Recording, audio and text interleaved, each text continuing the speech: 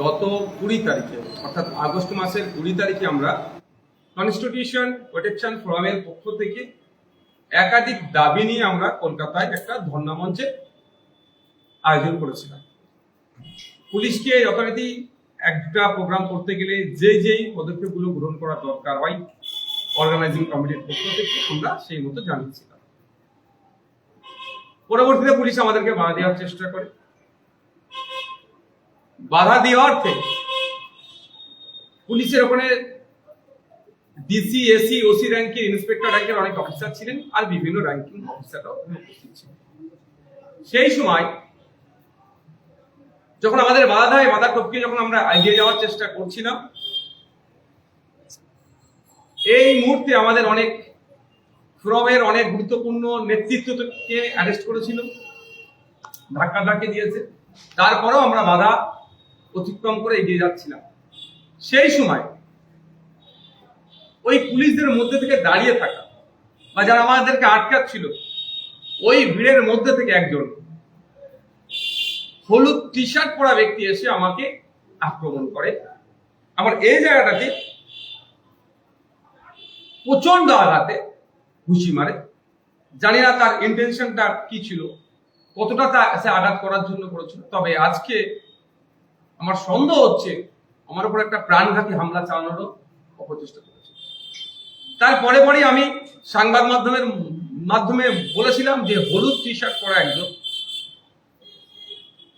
আমি অভিযোগ দায়ের করেছিলাম হেয়ার স্ট্রিট থানাতে।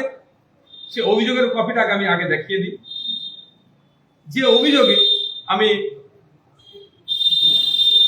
হেয়ার স্ট্রিট থানায় 20 তারিখে অভিযোগ করেছি, সেখানে সরাসরি আমি বলেছি, দেখুন এখানে আছে যে একটি হলুদ টি শার্ট পরিহিতা অজ্ঞাত পরিচয় ব্যক্তি, যিনি হয়তো পুলিশ কর্মী বা শাসক দলের সঙ্গে যুক্ত কে হতে পারে, আমার কাছে এসে হঠাৎ আমার পেটের অংশে ঘুষি মারে। স্পেসিফিক এটা উল্লেখ করে অভিযোগ দায়ের করেছে। এখনো পর্যন্ত কলকাতার হেয়ার স্ট্রিট থানার পক্ষ থেকে একজন বিধায়কের উপরে এই প্রাণঘাতী হামলা চালানো কে, এটা এফআইআর পর্যন্ত করেনি বা এফআইআর নাম্বার পর্যন্ত আমাকে দেওয়া হয়নি। গতকালকের পর্যন্ত খবর এখনো আমি আপডেট দিচ্ছি যে এই ধরনের কিছু, অর্থাৎ হয়েছে এরকম একটা ভাব। তো প্রশ্ন এখানে, তারপরে কিন্তু আমি তো থেমে থাকার ছেলে নয়। আমি আমার যে ইন্টেলিজেন্স আছে, ভালোবাসার মানুষজন আছে যারা আপনাদের মতো ভিডিও করছিল, এই জায়গা থেকে খুঁজে বার করে প্রথমে আমি ভিডিওটি উদ্ধার করি। আজকে ভিডিওটি আপনাদের সামনে পরিবেশন করব। সাথে সাথে তার নাম, তার বাড়ি কোথায়, সে কি পুলিশের লোক না সিভিলিয়ানের মধ্যে কি শাসক দল ঘনিষ্ঠ, এই সবগুলো আমি আমার যে টিম আছে তার মাধ্যমে আমি খুঁজে বার করছি। সেগুলো আজকে আস্তে আস্তে আপনাদের সামনে আমি পরিবেশন করব। প্রথমে আমি ব্যক্তিটিকে আপনাদের দেখাই, যে ব্যক্তিটি কে, ব্যক্তির পরিচয় পরে দেব। এই হচ্ছে হলুদ টি শার্ট পরিহিতা যিনি আছেন, হলুদ টি শার্ট পরিহিতা যিনি আছেন। আমি ঘুরাচ্ছি, প্রত্যেকের দিকে ঘুরাবো, দূরে থাকুন, সব দেখতে পাবেন। সবাইকে দেখানোর জন্যই আজকে দেখেছি আমি, আপনাদের মাধ্যমে বাংলার মানুষকে দেখাবো যে আমার উপরে প্রাণঘাতী হামলা কে চালাতে এসেছিল, কে এই ব্যক্তি, এর পরিচয় কি, ডেট অফ জয়নিং কবে হয়েছে পুলিশে, ডেট অফ রিটায়ারমেন্ট কবে আছে, ডেট অফ বার্থ কি, সবটাই আপনাকে আমি দেখাবো। এই ব্যক্তিটি আমাকে হামলা করে, আমার উপর প্রাণঘাতী হামলা চালায়। আপনাদের জানিয়ে রাখি, সেই দিন মেডিকেল রিপোর্টে যতটা এসেছিল পরবর্তীতে ভয়ঙ্কর অবস্থা, আমার লিভারেও হয়তো আক্রান্ত হয়েছে, আমার লিভার আক্রান্ত হয়েছে। তো আমি এই মুহূর্তে বলতে পারছি না, কারণ আমি অসত্য পথ অবলম্বন করে পলিটিক্স আমি করি না। গত 2 দিন ধরে আমার প্রচন্ড ব্যথা হচ্ছে এখানে। আমি ডক্টর সাহেবের সাথে যোগাযোগ করেছি, তিনি আমাদেরকে জানিয়েছেন ওই আগামীকাল বা পরশুদিন আমাদের কলকাতায় ধর্ণামঞ্চ হচ্ছে, এই ধর্ণামঞ্চ স্থল থেকেই আমি ট্রিটমেন্টে যাব। এখানে আমার সিটি স্ক্যান, ফুল ইউএসজি না কি সব বললেন, আর করবেন যে লিভারে আক্রান্ত হয়েছে কি হয়নি, কেন এত ব্যথা হচ্ছে কেন। দেখ এই ব্যক্তিটি, আমি আরো ভালোভাবে বেশ কয়েকটি ছবি আপনাদের দেখাবো। এই ব্যক্তিটি আমার উপরে যে হলুদ শার্ট পরে আছেন তিনি আক্রমণ করেছেন। আমি ডে 1 থেকে আপনাদের বলেছি যে আমাকে হলুদ টি শার্ট পরিহিতা ব্যক্তি যিনি পরেছিলেন হলুদ টি শার্ট, তিনি আমাকে মেরেছেন। আমি অন্য কোনো কারো কথা বলিনি। তো একটা জিনিস আমি এস্টাবলিশ করে দিলাম যে আমার উপরে যে আক্রমণ হয়েছিল সে ডে 1 যেটা বলেছিলাম হলুদ টি শার্ট পরেছিলেন, আজকে তার প্রুফ দিচ্ছে। এবার এর ভিডিওটা আপনাদের দেখাচ্ছি কিভাবে আসছে, আমার উপরে কিভাবে আক্রমণ করছে এবং আক্রমণ করে কিভাবে ফিরে যাচ্ছে, এটা দেখার দরকার। বাংলার মানুষ আজকে দেখছে, আপনাদের মাধ্যমে বাংলার বাইরের মানুষও দেখবে যে একজন বিরোধী দলের বিধায়কের উপরে কিভাবে পুলিশের মধ্যে থাকা ব্যক্তি প্রাণঘাতী হামলা চালালো। আর এতদিন হামলা, আজকে 20 তারিখে হামলা চালিয়েছে, আজকে 29 তারিখ, 9 দিন হয়ে যাওয়ার পরেও এই বিষয়ে পুলিশের সদাত্মক ভূমিকা নাই। আমার অপরাধটা কি? আমার অপরাধটা এটাই যে জল জমি জঙ্গলের স্বাভাবিক অধিকার আদিবাসীদের কেন কেড়ে নেওয়া হবে? 2006 ফরেস্ট রাইট অ্যাক্টকে অ্যামেন্ডমেন্টের নামে যে আদিবাসীদের থেকে জঙ্গলকে কেড়ে নেওয়া হচ্ছে, এর প্রতিবাদ আমি করি। প্রিন্সিপাল অ্যাক্ট 1995 ওয়াকাফ আইনের অ্যামেন্ডমেন্ট করে 2025 সালে যে নতুন আইন নিয়ে এসেছে, এই আইনের বিরোধিতা করছি। এটা মুসলিম সম্প্রদায়ের উপরে ধর্মীয় ভাবাবেগের সাথে সাথে ধর্মের উপরে আক্রমণ হচ্ছে, সংবিধানের একাধিক আর্টিকেলের উপরে আক্রমণ হচ্ছে, এর বিরোধিতা আমি করছি। আমার উপরে আক্রমণের কারণ কি? ফেক এসটি/এসসি সার্টিফিকেট রমরমা মার্কেটে। যারা এসটি নয়, যারা এসসি নয়, তারা এসটি/এসসি কোটায় চাকরি পাচ্ছে, এর বিরোধিতা আমি করছি। আমার অপরাধটা কি? আমাকে কেন প্রাণে মারার চেষ্টা হচ্ছে? হয়তো আমার কাছে ফোর্স না থাকলে এতদিন হয়তো আমার প্রাণে মেরেই দিত এরা। যে আমি প্রতিবাদ করছি যে ওবিসি আপনি সার্টিফিকেট দিচ্ছেন, ঠিক কথা, কল্যাণী ইউনিভার্সিটিতে জিওলজি ডিপার্টমেন্টে যারা পিএইচডির জন্য চান্স পেল, সুযোগ পেল, OBC A OBC B category থেকে, আমরা দেখতে পেলাম তার মধ্যে একজনেরও মুসলিম পিছড়ে বর্গের মুসলিম সম্প্রদায়ের উপস্থিতি দেখতে পেলাম না। এর প্রতিবাদ করছি। কেন আপনি শেরশাবাদী আর জনগোষ্ঠীকে ওবিসি এ থেকে তুলে ওবিসি বি তে পাঠালেন? এই ধরনের অনেক বানিয়া সম্ভবত জনগোষ্ঠী আছে, এ থেকে তুলে বি থেকে পাঠালেন। এই অন্যায়ের প্রতিবাদ করছি। আমার পরিযায়ী ভাইরা, বাঙালি যারা ভিন্ন রাজ্যে কাজে যাচ্ছে, তাদের উপর আক্রমণ হচ্ছে, লাশ হয়ে ফিরে আসছে। কখনো সোমনাথ দেবনাথ, আফরাজুল, সাবির মল্লিক, হেমন্ত রায়, তো দীপু দাস, এই ধরনের অনেকে লাশে বাড়ি ফিরে আসছে, অনেকে আক্রান্ত হচ্ছে। এই লাস্ট 2 দিন আগে উড়িষ্যাতে বা কলকাতায় বাঙালি উড়িষ্যাতে আমাদের মেদিনীপুরের শ্রমিকের উপরে প্রাণঘাতী হামলা চালিয়েছে। এটা বন্ধের আমি দাবি তুলছি। এই জন্য আমার উপরে আক্রান্ত নেমে আসছে, আমার উপরে প্রাণে মারার চেষ্টা হচ্ছে। এসআইআর এর নামে নাগরিককে অহেতুক হয়রানি করার চেষ্টা হচ্ছে, নাগরিককে ভয় দেখানোর চেষ্টা হচ্ছে। সেই জন্য আমি প্রতিবাদ করেছি যে এসআইআর এর নামে নাগরিক হয়রানি করা যাবে না, নাগরিককে আতঙ্কিত করা যাবে না, যাকে তাকে ডিভোটার ঘোষণা করা যাবে না। এইগুলো বা বিভিন্ন সময় মানুষের উপরে ঘটে চলা আক্রমণের বিরুদ্ধে আমি যখনই কথা বলি, দেখছি আমার উপরে আক্রমণ নেমে আসছে, আমাকে প্রাণে মারার চেষ্টা হচ্ছে। আমি এখন আপনাদেরকে দেখাবো ওই ভিডিওটি, যে ভদ্রলোক কিভাবে আসছেন, আমাকে মারছেন, আমাকে মেরে আবার ফিরে আসছেন। আমি রোটেট মোডে হয় নাকি দেখছি, এটা আমি মোবাইল সম্বন্ধে খুব একটা বেশি জানি না, আমি একটুখানি অপেক্ষা করুন। এই দেখুন, এখানে দেখুন এই হলুদ জামা পরিহিত ব্যক্তিটিকে দেখুন, আমি ধরে দেখাবো, ঢুকছে। হ্যাঁ দেবো, অবশ্যই সবাইকে ভিডিওটি দেবো। আপনাদের বলবো আগে দেখুন, আমি আরেকবার দেখাবো, আগে দেখে নিন। আপনার নজর রাখবেন হলুদ টি শার্ট পরা এই ব্যক্তিটি। আমি বলছি, তার ব্যাখ্যা করছি আপনাকে, অনেক ব্যাখ্যা আছে এর মধ্যে। আপনারা বলেছে দেখা মেরে বার হবে, ঢুকছেন, মারলেন, আবার বেরিয়ে চলে আসলেন। ভিডিও সমাপ্ত হয়েছে।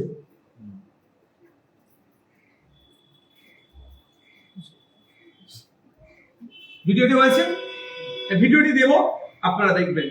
এই ভিডিওটির মধ্যে আপনারা 55 সেকেন্ডের ভিডিও আছে না, এখনো বাকি আছে, একটু বাকি আছে, দেখুন, আপনারা দেখুন। সবাই আসছে, সবার আসছে।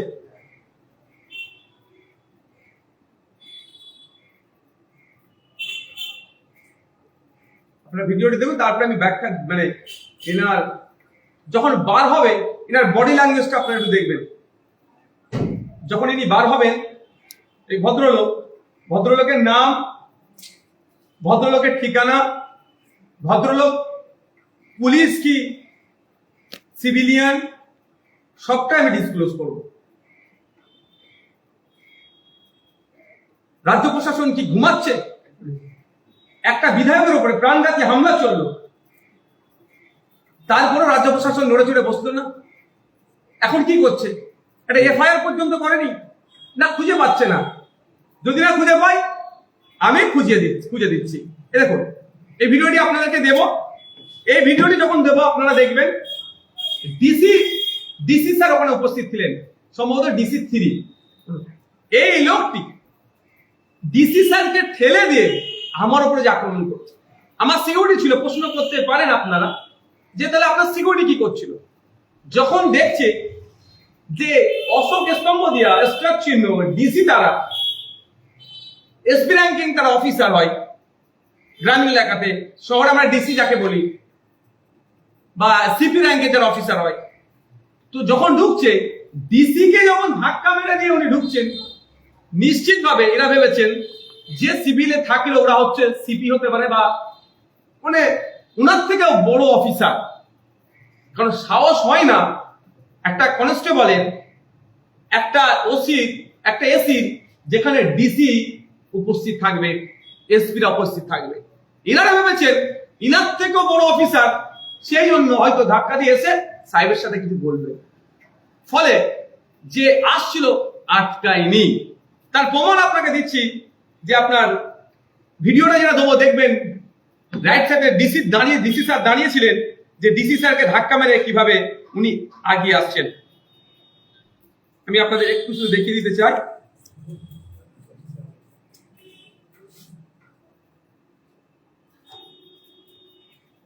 এখানে এখানে আমার সামনে যিনি আছেন খাকি পোশাক, এটা ডিসি স্যার, দেখুন এটা ধাক্কা মেরে ডিসি স্যারকে সরিয়ে দিলেন। এটা হচ্ছে ডিসি স্যার, এই দেখুন আমাকে এখানে ধাক্কা মেরে ডিসি স্যারকে সরিয়ে দিলেন। আমি আপনাদেরকে আরেকবার দেখাতে চাই, একটু এই লোকটা একটু জানা দরকার। ইনার সামনে ডিসি স্যার এরকম ঢুকছে, ওনার লেফট সাইডে আমার সিকিউরিটি, ওনার রাইট সাইডে এরকম দেখুন ওনার রাইট সাইডে আমাদের রাজ্যের কলকাতা পুলিশের ডিসি তাদেরকে ধাক্কা মেরে ঢুকে আমার উপরে হামলাটা চালিয়েছে। আর বার হবার রিয়াকশনটা একটু দেখুন, এরকম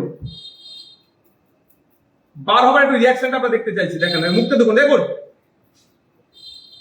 ভদ্রলোক কাজ গুটিয়ে কাজ মিটিয়ে, ভদ্রলোক কাজ গুটিয়ে কাজ মিটিয়ে বেরিয়ে আসলেন।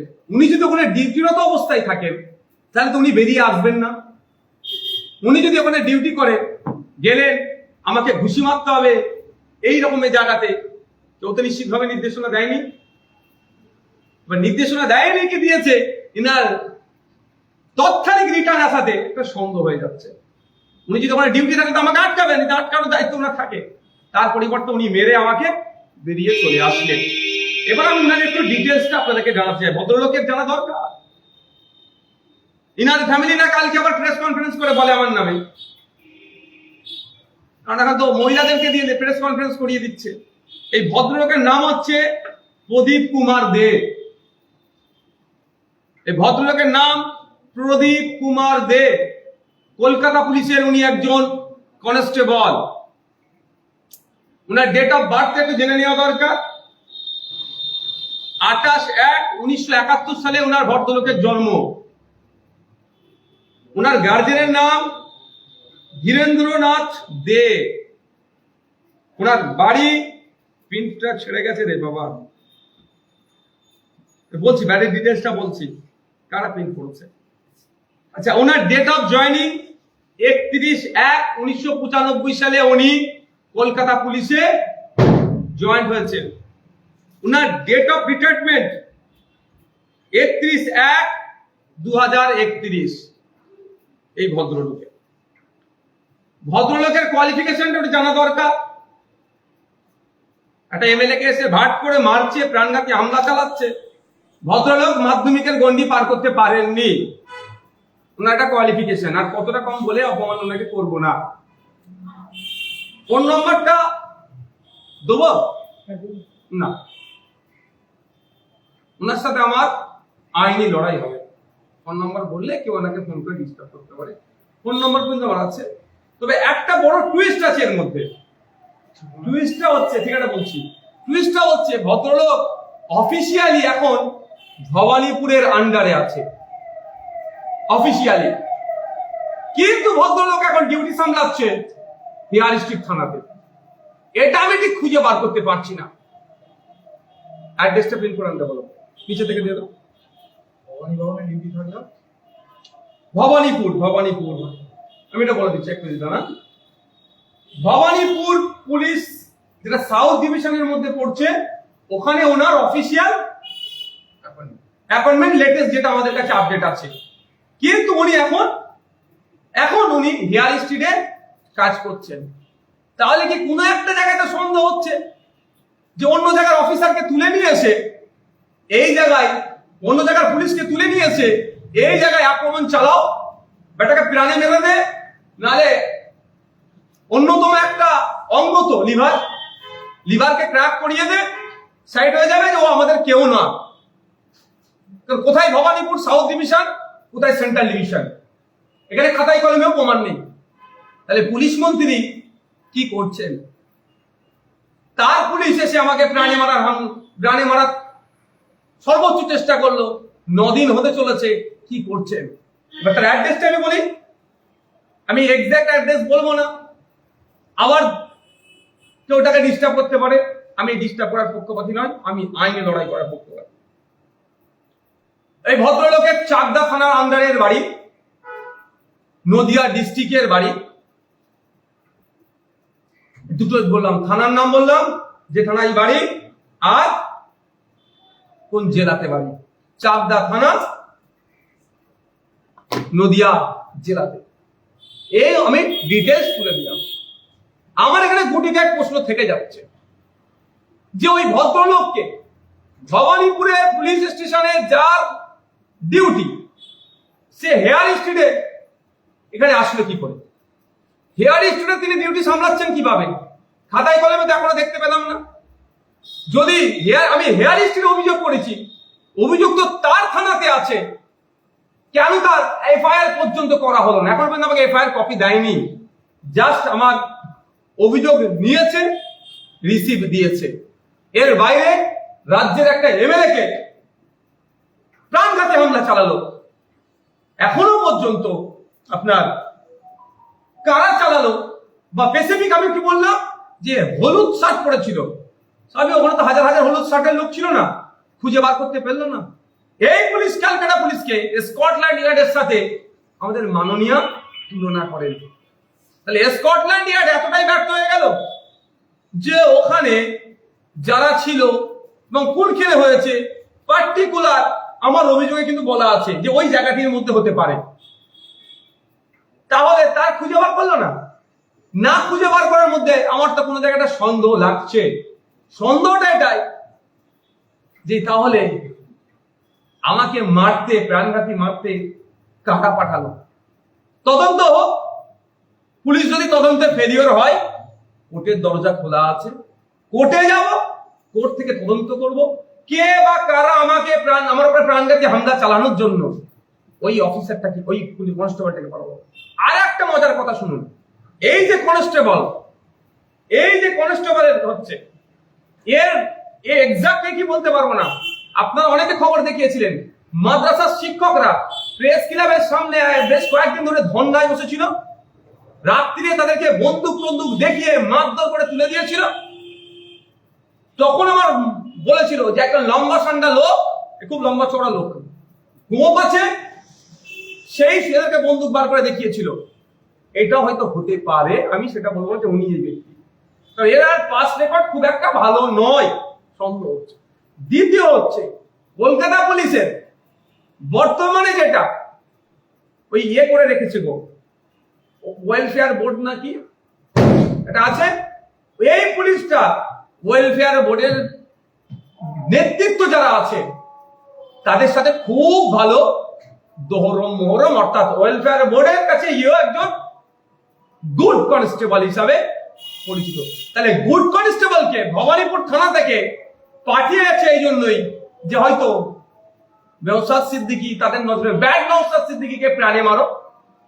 গুডকে দিয়ে ব্যাড কি তো হয়, তাদের নজরে গুড ওই কনস্টেবলটা যে একটা এমএলএ বুকে ঘুষি মারতে পারে, আর যে এমএলএ শিক্ষা, স্বাস্থ্য, কর্মসংস্থান, রুজি রুটি, মজুরি বৃদ্ধি কিভাবে হবে, সাম্প্রদায়িক সম্প্রীতি কিভাবে বরকরার থাকবে, সাম্প্রদায়িক শক্তিকে কিভাবে বিচ্ছিন্ন করা যাবে, তার নিয়ে কথা বলছি। ওদের নজরে আমি ব্যাড হতে পারে। এই পরিস্থিতিতে এসে আমরা দাঁড়িয়েছি। আমি মিডিয়ার মাধ্যমে রাজ্যের পুলিশ মন্ত্রী তথা মুখ্যমন্ত্রীর কাছে একটাই বার্তা দিতে চাই, যদি আপনি বা আপনার দল এই অপকর্মের সাথে যুক্ত না হয়, 24 ঘন্টার মধ্যে আপনি এর একটা বিহিত করবেন। আর যদি আপনার দলের বা আপনাদের কোনো ইন্টেনশন থেকে থাকে, তাহলে আপনারা এই এত প্রেস কনফারেন্স করে সত্যতা যাচাইয়ের পরেও আপনারা চুপ থাকবেন। বাংলার মানুষকে বলবো, 24 ঘন্টা অপেক্ষা করুন, কি করছে দেখি। 24 ঘন্টা কেটে যাওয়ার পরে যদি দেখি না করে, আমি এই অভিযোগের নিয়ে, আমি তো মারামারি হানাহানির পক্ষপাতী নই, আপনারা ভালো করে জানেন। আমি শান্তি সম্প্রীতির ঐক্যের সবসময় কথা বলি। আমি দুটো জোড়ার কথা বলি, আমি ভাঙার কথা কোনোদিন বলিনি আর বলবো না। আমার রাজনীতি করে আমার পেট চলবে, সংসার চলবে, এটা আমার প্রফেশন, পেশা, এটা তো আমি এইভাবে নিই না। সুতরাং 24 ঘন্টার পরে যদি দেখি রাজ্যের পুলিশ মন্ত্রী তথা মুখ্যমন্ত্রী তাদের উপরে ওঠা অভিযোগকে তারা ন্যস্ত করেননি, এই পুলিশের কনস্টেবলের নামটা প্রদীপ কুমার দের বিরুদ্ধে ব্যবস্থা গ্রহণ করেনি, তাহলে আমি অবশ্যই আমি পরের স্টেপ আমি আইনের অর্থাৎ দ্বারস্থ হব, অর্থাৎ কোর্টের দ্বারস্থ হব। কোর্টের মাধ্যমে আমি সব ডিটেলস তখন কোর্টকে ভিডিও থেকে শুরু করে এভিডেন্স যা আছে, এফআইআর কপি নিয়ে সব আমি কোর্টের দ্বারস্থ হব। এবার আপনাদের যদি এর মধ্যে কোনো কোশ্চেন থাকে আপনারা করতে পারেন। যে ব্যক্তির কথা আপনি বললেন এবং যেটা খোলসা করলেন যে একজন পুলিশ কর্মী, তার পরিচয় দিয়ে দিলেন, মানে এটা তাহলে সরাসরি সন্দেহ কাকে করছেন যে মানে পুলিশ থেকে হতে পারে বা অন্য কোনো মোড়ল থাকতে পারে? একটু চেয়ার নিয়ে বসো না ভাই, আমার কেন ডিস্টার্ব করলো? কেউ হাত ধরছে কেন? পুলিশ যে ব্যবস্থাটা নিল না, কি বলবেন? দেখুন, আমি আবারও বলছি, আমার মেসেজ স্পষ্ট যে আমার উপরে কে আক্রমণ করেছে তার ডিটেলস, তার নাম, তার বর্তমান তিনি কোথায় আছেন, তার অফিসিয়াল পোস্টিং কোথায় আছে, তার বাড়ি কোথায়, সবটাই আমি বলেছি। এরপরেও যদি পুলিশ গড়িমাসি করে, শাসক দল যদি ভাবে এটাকে ছোট্ট ইস্যু করে রেখে দেবে, আমি ছোট্ট ইস্যুটাকেই বড় করব না। আমার ইস্যু বড় করার পক্ষপাতী নয়, আমি ছুটে যাব কোর্টে আইনের দ্বারা। আমি রাজ্য সরকার, পুলিশ মন্ত্রী, মুখ্যমন্ত্রীকে বলেছি, যদি আপনারা এর মধ্যে ইনভলভ না থাকেন, তৃণমূল কংগ্রেস ইনভলভ না থাকে, এন্টায়ার পুলিশ প্রশাসন ইনভলভ না থাকে, তাহলে 24 ঘন্টার মধ্যে এর আমি তো ডিটেলস দিয়ে দিলাম, আমি তাই ডিটেলস দিয়ে দিয়েছি, তাহলে এর বিরুদ্ধে আপনারা ব্যবস্থা গ্রহণ করুন। আর যদি না ব্যবস্থা গ্রহণ করেন, তাহলে আমি যেমন কোর্টে যাব, আর তখন প্রেস কনফারেন্স করে আবার এর মধ্যে কি মানে কারা কারা সরাসরি যুক্ত, তখন আমি বলবো।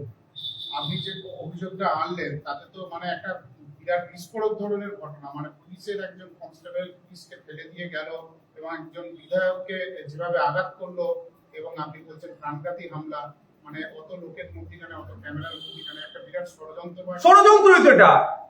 কে পার্টিকুলার সেরকম ভাবে ক্যামেরা হয় না, প্রচুর ক্যামেরাম্যানের সাথে আমি কথা বলে আমার টিম কথা বলেছে, ওখানে যারা আপনাদের মতো news channel, mainstream, social মিডিয়াতে বা যারা মানে বিভিন্ন স্টেজে কাজ করে, তাদের সাথে কথা বলে তাদের কাছ থেকে ভিডিও চেয়ে খুঁজে আমি বার করার পরে এটা পেয়েছি।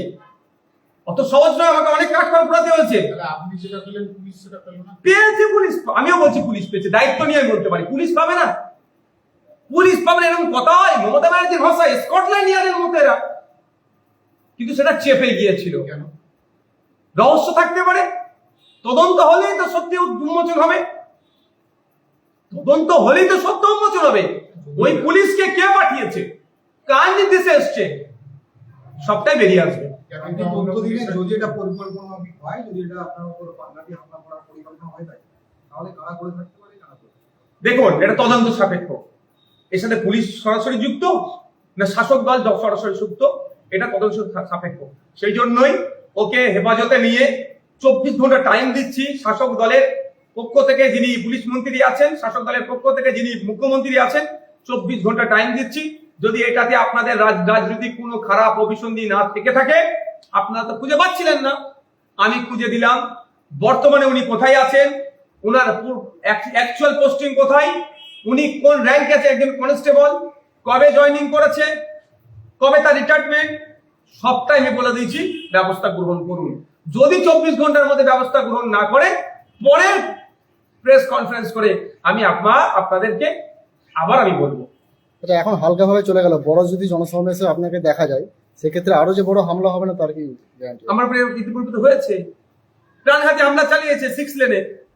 আমরা আমাদের কর্মী সমর্থকদেরকে নিয়ে 21শে জানুয়ারি আমাদের পার্টির প্রতিষ্ঠা দিবসে নিয়ে আসছিলাম, প্রাণঘাতী হামলা চালিয়েছে, আক্রমণ অনেক জায়গায় হয়েছে। কিন্তু মানুষের জন্য কথা বলে যাব। যদি আমার জীবনের শেষ নিঃশ্বাস যতক্ষণ থাকবে, মানুষের জন্য কথা বলে যাব। সেটা জাত, ধর্ম, বর্ণ নির্বিশেষে। কোন জায়গায় মুসলমান আক্রান্ত হচ্ছে, তার পক্ষে নেব। কোন জায়গায় হিন্দু আক্রমণ হচ্ছে, তার পক্ষে নেব। কোন জায়গায় আদিবাসী আক্রমণ হচ্ছে, তার পক্ষে নেব। পার্টিকুলার কোনো ধর্মের মানুষ, জাতের পক্ষে নিয়ে আমি নয়। যারাই আক্রান্ত, সে যে কোনো ধর্মের হতে পারে, তাদের পাশে থাকবো। যারা আক্রমণ করছে তাদের বিরুদ্ধে কথা বলবো। তাতে যদি আমাকে প্রাণে মেরে দেয়, আমি হাসি মুখে মৃত্যুবরণ করে নেব, কিন্তু অন্যায়ের বিরুদ্ধে কথা বলতে আমি পিছপা হব না। যে ব্যক্তির পরিচয় আপনি তুলে ধরলেন, সে একজন পুলিশ কর্মী। আপনি অভিযোগ করেছেন পুলিশের কাছে, পুলিশ কোনো ব্যবস্থা নেয় না। আপনার তথ্য প্রমাণ দেখানোর পরেও যদি পুলিশ স্টেপ তাকে অ্যারেস্ট করে, কি মনে হয় এরপরে তদন্তটা সঠিকভাবে হবে বা সে সাজা পাবে? দেখুন, আমি চাই, এরপরেও আমি প্রথম যেটা দরকার, যে তদন্ত হোক, সত্য বেরিয়ে আসুক। ওকে কে গ্রেফতার, ওকে কে পাঠিয়েছিল মারতে, ওর ইন্টেনশন কি ছিল, কার নির্দেশে এসেছিল, গ্রেফতার হবে, ডিটেইন করবে। আমার লক্ষ্য হচ্ছে ওকে কে পাঠিয়েছিল, ওর ইন্টেনশন কি ছিল, কেন পাঠিয়েছিল, এর রহস্যটা কি, কাদের নির্দেশে এসেছিল, এইগুলোকে উন্মোচন করতে হবে। সেটা কলকাতা পুলিশ যদি ওকে খুঁজে না পায়, তার ডিটেলস আমি দিয়ে দিয়েছি। তাকে আমি চিনিয়ে দিচ্ছি, এই ভদ্রলোকটি, তার নাম, ঠিকানা,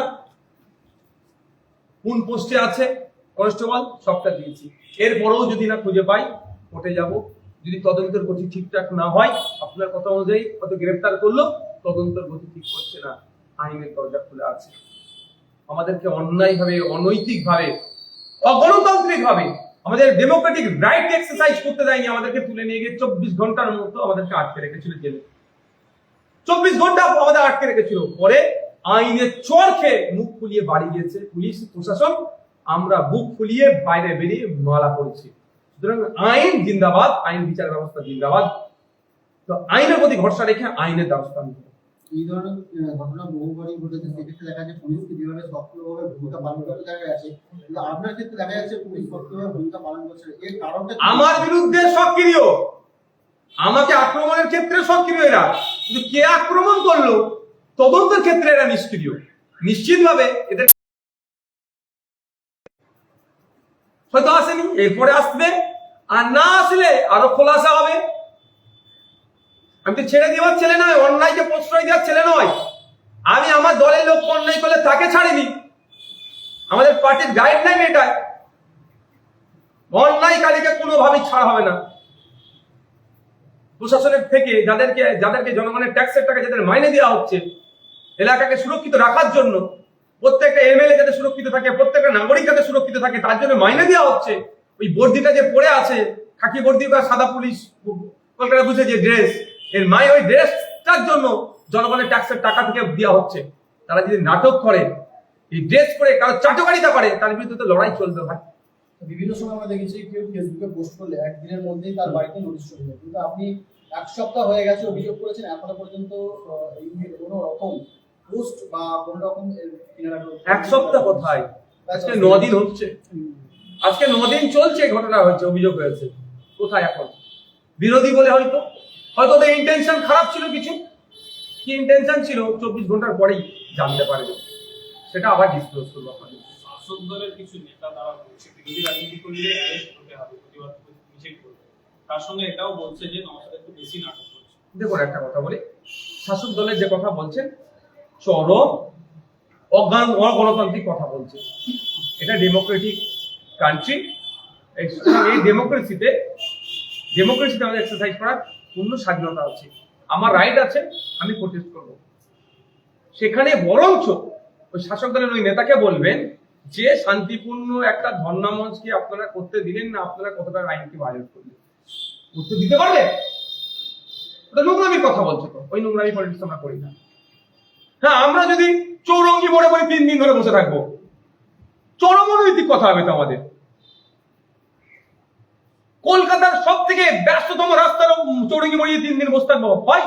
আমি ডিসি স্যারকে আমি বলছি, হাত জোর করে বলেছি যে আপনারা আমাদেরকে ফুটপাতের ব্যবস্থা করে দিন, রেলিং দিয়ে দিন, যে ওর বাইরে আমাদের ফোরামের যে আমাদের কনস্টিটিউশন প্রোটেকশন ফোরামের পক্ষ থেকে আমরা এসেছি, আমরা একটা নির্দিষ্ট কোনো পার্টির পক্ষ থেকে আসিনি, কোনো সামাজিক সংগঠনের পক্ষ থেকে আসেনি, এখানে অনেক সামাজিক সংগঠন, অনেক রাজনৈতিক দল আছে, অনেক পার্ট আছে, তারা আমরা আপনাদের কথা দিচ্ছি যে আমরা এই রেলিং যেটা আছে ব্যারিকেড হয় না পুলিশের, এর বাইরে একটা লোক যাবে না। আর আমাদের দলের আমাদের ফোরামের অন্যতম একজন মুখ কামরুজ্জামান সাহেব এবং আমি বারবার লোককে বলেছি যে ওইখানে যখনই বসেছি যে আমাদের রাস্তায় গাড়ি চলাচলের ব্যবস্থা যেন থাকে, যেন স্বাভাবিক থাকে। কেন বলেছি? আমরা কেন করতে পারবো? আমরা গণতান্ত্রিক অধিকার আমরা এক্সারসাইজ করতে পারবো না? আমরা ওয়াক আপ নিয়ে রাস্তায় প্রতিবাদ করতে পারবো না? রাস্তার ধারে আমরা অবস্থান বিক্ষোভ করতে পারবো না? যেখানে ইতিপূর্বে অনেকে অবস্থান বিক্ষোভ করেছে, যেখানে কেউ করেনি আমরা যে বসছি, এরকম ব্যাপার তো নয়। আর একটা কথা হচ্ছে, নওশাদ মিথ্যে কথা বলেছে কি সত্য কথা বলেছে, সেই দিনকে অনেকে বলছে নওশাদ নাটক করছে। নওশাদ নাটক করছে না, সত্য কথা বলছে। তার ছবি দিয়ে প্রমাণ করেছি, তার ভিডিও দিয়ে আপনাদের প্রমাণ করছে। এই ভিডিওটা প্রত্যেককে আপনাদের দিয়ে দেবো, আপনারাও দেখবেন। স্লো মোশনে ভিডিওটা এই জন্য বানানো রাখা হয়েছে, সহজে বোঝা যায় যে কিভাবে গিয়ে মারছে, কিভাবে আসছে। যখন মারছে আপনারা দেখবেন আমাকে হিলিয়ে দিয়েছে। আমি তো ভাই মোটা সোটা মানুষ নয় যে পাঁচটা করলে আগে মানে হাড়ে লাগার আগে লাগবে মাংসে বা গোশে, ডাইরেক্ট সরাসরি হাড়ে লেগেছিল। কিন্তু হাড়ে শুধু লাগেনি, আমি লাস্ট 2 দিন ধরে আমার ব্যথা হচ্ছে। না না না না না, আচ্ছা আংটি টাংটি ছিল কি বলতে পারবো না, আমি অসত্য পথ অবলম্বন করার পক্ষে নয়। লোহার কোনো জিনিস আমি দেখিনি, আমি ওরা হাত দেখিনি, হাতে কি ছিল হয়তো থাকলে আংটি থাকতে পারে বা নাও থাকতে পারে, ওই বিতর্কে আমি জড়াবো না। কিন্তু আমাকে প্রচন্ড আঘাত করেছে, হয়তো আমার এখন লিভারেও আঘাত লাগতে পারে। ডাক্তারের সাথে আমি কথা বলেছি, 2-1 দিনের মধ্যে আমি ট্রিটমেন্টে আবার ফার্দার করবো, কারণ আমার ব্যথা হচ্ছে। আপার সাইড হচ্ছে না, লোয়ার সাইড আমার ব্যথা হচ্ছে। আজকে কংগ্রেসের মুখ্যমন্ত্রী বলেছেন ওয়াকফ নিয়ে গুলি করবেন, ওয়াকফ নিয়ে আন্দোলন দিল্লিতে গিয়ে করুন, তাহলে কি সেটাই বাস্তবভাবে রাজ্যে আপনারা তো ওয়াকফ নিয়ে আন্দোলন করছেন? শুধু ওয়াকফটা নয়, আমাদের 4টে ডিমান্ড ছিল, অর্থাৎ 75% ডিমান্ড কেন্দ্র সরকারের বিরুদ্ধে ছিল, 25% রাজ্য সরকারের বিরুদ্ধে ছিল। মুখ্যমন্ত্রী বিজেপির বিরুদ্ধে সোচ্চার হচ্ছেন, বলতে বলতে একবার বলে ফেলেছিলেন অমুকের কোমরে দড়ি বাঁধবো, প্রধানমন্ত্রীর কোমরে দড়ি বাঁধবো বলেছিল, কিন্তু দড়ি বাঁধার পরিবর্তে ফুল নিয়ে হাজির হয়ে গেছিল। দেখ, সেটা ওনারা সৌজন্য রাজনীতি করতে পারবেন, আমরা সৌজন্য রাজনীতি করলে আমরা অমুকের দালাল হয়ে যাব। কিন্তু কথা হচ্ছে ডিমান্ড গুলো যেগুলো ছিল বিজেপির বিরুদ্ধে, এসআইআর নিয়ে যে এরকম ধরনের আতঙ্ক করার চেষ্টা করছে, হয়রানি করার চেষ্টা করছে, ডিভোটার করার অপচেষ্টা চলছে এর বিরুদ্ধে, তাহলে কেন আমাদের রাজ্যে বিজেপির বিরুদ্ধে আন্দোলন করা যাবে না? যারা ভাবছেন তৃণমূলকে দিয়ে বিজেপি আটকাবেন, তাদেরকে বলবো একটু ভাববেন। একটা অন্য প্রশ্নে যাচ্ছি, আজকে কংগ্রেসের সদর দপ্তর বিধান ভবনে হামলা চালিয়েছে বিজেপি কর্মী সমর্থকরা। রাহুল গান্ধীর যে ছবিতে কালি লেগেছে এবং তারা আসার আগে এন্টালি থানা সহ বিভিন্ন জায়গায় জানিয়ে এসেছে। কি বলবেন? দেখুন, এটা দুটো জিনিস এখানে আমি খুঁজে পাচ্ছি। প্রথম কথা হচ্ছে, যেভাবে একটা রাজনৈতিক দলের সদর দপ্তরে হামলা চালিয়েছি, আমি তীব্র নিন্দা ধিক্কার জানাচ্ছি। এই কুলুষিত রাজনীতিকে কুলুষিত করা হচ্ছে। এটা বাংলার কালচার ছিল না। বাংলার কালচারে একে অপরের সৌজন্যতার রাজনীতি ছিল। আমরা অবাক হয়ে যাচ্ছি যে কিভাবে হামলাটা চালিয়েছে। রাহুল গান্ধীর নেতৃত্বে যেভাবে বিজেপিকে কোণঠাসা করার জন্য তিনি উঠে পড়ে লেগেছেন, বিজেপি তটস্থ হয়ে যাচ্ছে, ভয় পেয়ে গিয়েছে, এই জন্যই হামলা চালিয়েছে। আর ওয়েস্ট বেঙ্গলে তৃণমূল থেকে মানুষ ছেড়ে বেরিয়ে আসছে, কিছু কংগ্রেসে যুক্ত হওয়ার চেষ্টা হচ্ছে, কিছু আইএসএফ বা ধর্মনিরপেক্ষ দলে যুক্ত হওয়ার চেষ্টা হচ্ছে। ঠিক এই সময়তেই রাহুল গান্ধীর ইমেজ ন্যাশনাল লেভেলে, তিনি লিডার অফ অপোজিশন লোকসভার, অস্বীকার করার কোনো জায়গা নেই। তার ইন্টারন্যাশনাল তার ইমেজ, শুধু ন্যাশনাল নয়, ইন্টারন্যাশনাল লেভেলে তার চর্চা হয়। সুতরাং তিনি যেভাবে এখন যুব সমাজকে উদ্দীপনা তৈরি করেছে, বিজেপির বিরুদ্ধে শক্তি তৈরি হচ্ছে, বিজেপিও ভয় পেয়েছেন, সাথে তৃণমূলের ঈর্ষার কারণ হয়ে দাঁড়িয়েছে। সেই জন্য আপনার কথা অনুযায়ী বলছি, পুলিশ প্রশাসন কোথায় ছিল? একটা রাজ্য অফিস, আইবি কোথায় ছিল? ডিআইবি কোথায় ছিল? এসবিরা কোথায় ছিল? আমরা কিছু করলে একদম পুলিশদের ঘেরে আমাদেরকে লাঠি চার্জ, বুকে কিল মেরে তুলে নিয়ে চলে যাচ্ছেন। আমাদের প্রথম সারি নেতৃত্বরা যারা ফোরামের, তাদেরকে 24 ঘন্টা জেল খাটালেন, এমন এমন ধারা দিয়েছিলেন, বেশ কয়েকদিন জেলে রাখতেন, পুলিশ কাস্টাডি, জেল কাস্টাডিতে রাখার চেষ্টা করেছিলেন। আমাদের আইনজীবীদেরকে ধন্যবাদ জানাবো, তারা আইনি লড়াইয়ে আমাদেরকে জামিন করিয়েছে। আর এই ঘটনা ঘটছে আপনারা জানেন না? এই ঘটনাতে বিজেপি যতটা দায়ী, বিজেপি যতটা যুক্ত, আমি মনে করছি সঠিক ইনভেস্টিগেশন হলে তৃণমূলও প্রশাসনকে চুপ রেখে অতটাই রাজনৈতিক ফায়দা নেওয়ার চেষ্টা করছে। আমি আশা করব এই ঘটনা যারা ঘটিয়েছে একটাও না ছাড় পায়। এই পশ্চিম বাংলার সৌজন্যের রাজনীতিকে যারা বিনষ্ট করার চেষ্টা করছে, তাদের বিরুদ্ধে আইনি লড়াই প্রশাসন করবে। কিন্তু কোন প্রশাসন করবে এটা ভাবার বিষয়। বলছেন আপনারা এন্টালি থানায়, হ্যাঁ, আরো কোনো থানা নাকি জানতো, তারপরেও তাদেরকে রিজেস্ট করেনি বা আটকায়নি, তাহলে সেই প্রশাসন করবে আমার সন্দেহ হচ্ছে। 2026 নির্বাচন যত এগিয়ে আসছে, বিরোধী দলের এইভাবে আক্রমণ হচ্ছে, কিভাবে দেখছেন এটা? দেখুন, এটা তো যারা ক্ষমতায় আছে তারা বিরোধীদেরকে সবসময় কোণঠাসা করবে। আমাদেরকে এই কোণঠাসাকে এগিয়ে নিয়ে যেতে হবে। অন্ধকারকে সরিয়ে আলোর ব্যবস্থা আমাদের কি করতে হবে? এই লড়াই চলবে, গণতন্ত্র রক্ষার লড়াই। এই লড়াই পিছপা হওয়ার কোনো জায়গা নাই। ঠিক আছে।